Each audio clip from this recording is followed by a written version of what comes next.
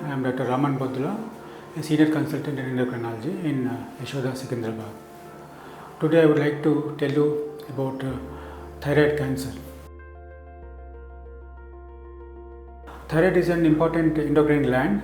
It's a butterfly-shaped gland which is located in the front of the neck on the lower side. It has two lobes, that is right lobe and left lobe, which are connected by an isthmus. So thyroid produces an important endocrine hormone, that is thyroxine, which is important for regulating the metabolic process rate of the body. So it regulates the heart rate, blood pressure, temperature and weight of the body. So any dysfunction of the gland leading to either excess or deficiency of the hormone will lead to hyperthyroidism or hypothyroidism respectively, which needs treatment accordingly. So apart from the hormone dysfunction, thyroid can be affected with cancer also. Like any other cancer affecting any other organ of the body, it can affect the thyroid also. So basically they are divided into the type of cell types which are present in the cancerous tissue. So papillary thyroid cancer, follicular thyroid cancer and anaplastic thyroid carcinoma. So among these, papillary thyroid cancer is the most common variety of cancer which affects the thyroid. So estimates say that approximately 14 persons per 1 lakh population are affected with thyroid carcinoma. So papillary thyroid cancer is not very common and not very uncommon also. So it can affect any age of the body, any age of the any age group, like from childhood to elderly people. But most commonly it affects between 30 to 50 years of age group, and it affects females more often than men. Anybody who received radiation as a part of treatment for other cancers. Some people require treatment for many types of cancers, particularly those who receive radiation in the head and neck region due to other cancers, and sometimes for leukemia, lymphoma also may require radiation treatment. So anybody who received radiation in the head and neck region as a treatment of other cancers, they are predisposed to develop papillary thyroid carcinoma.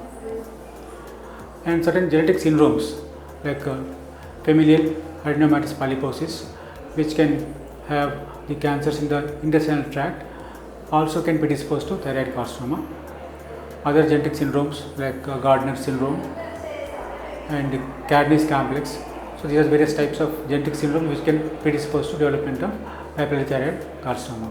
And familial, so if a person is affected in a family with papillary thyroid carcinoma, the other family members will be at risk of developing papillary thyroid carcinoma. So it's a familial, it can be familial also. And it is also estimated that regions where iron consumption is more can also have increased risk of papillary thyroid cancer. Most of the times papillary thyroid cancer is asymptomatic. It is most of the times detected incidentally during routine health checkup. Nowadays it is very common that people go for health checkup periodically. Various scans which are done as a part of health checkup, like ultrasound neck, can detect the nodule in the thyroid gland, which can turn out to be papillary thyroid cancer on evaluation. So in the early stages, it presents just as a small nodule, and if it grows further, if it is not noticed in the early stage and grows further, then it may present as evident nodule, a bigger nodule in the neck, which can be seen from a distance. So if it further increases and spreads outside the gland, then it can involve the adjacent structures of the neck, mainly lymph nodes. So the lymph nodes may also be enlarged, and it can also produce a pressure symptoms by virtue of its size. So the pressure symptoms, which include the difficulty in swallowing, difficulty in breathing, can be there if the size is sufficiently large.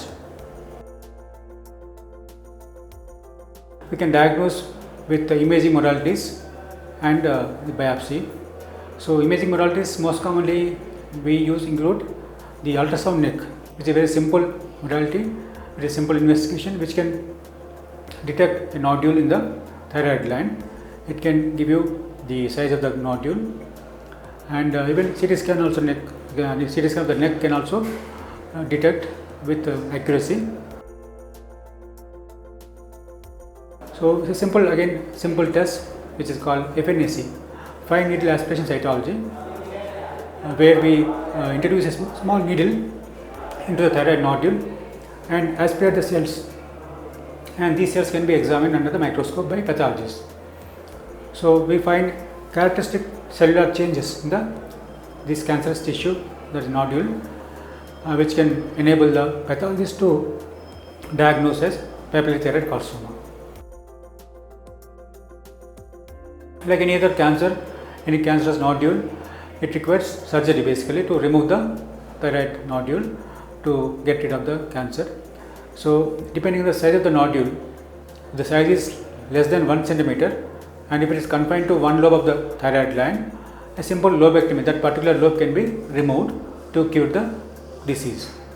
If it is large in size, then it needs a total thyroidectomy, total gland removal is required. And if it is sufficiently large and if there is a suspicion that it spreads out of the gland, then apart from the gland, we need to remove the adjacent structures, mainly the lymph nodes, which is called radical neck dissection. So depending on the stage of the tumor, we decide the extent of surgery, a simple lobectomy to total thyroidectomy to radical neck dissection. So we do scan again after 6 weeks to detect whether any tissue is still left after surgery. So we do an iodine scan which can detect the remnant of the tissue which is present in the thyroid bed. If there is a remnant tissue still there, then we need to melt it by giving a iodine treatment. We give high dose iodine treatment, radioactive iodine treatment, to melt the remaining tissue so that the entire disease can be cured. Thereafter, we put the patient on thyroxine hormone supplement, because the gland is removed, the hormone deficiency will occur. So they need to be there on the hormone supplement for lifelong.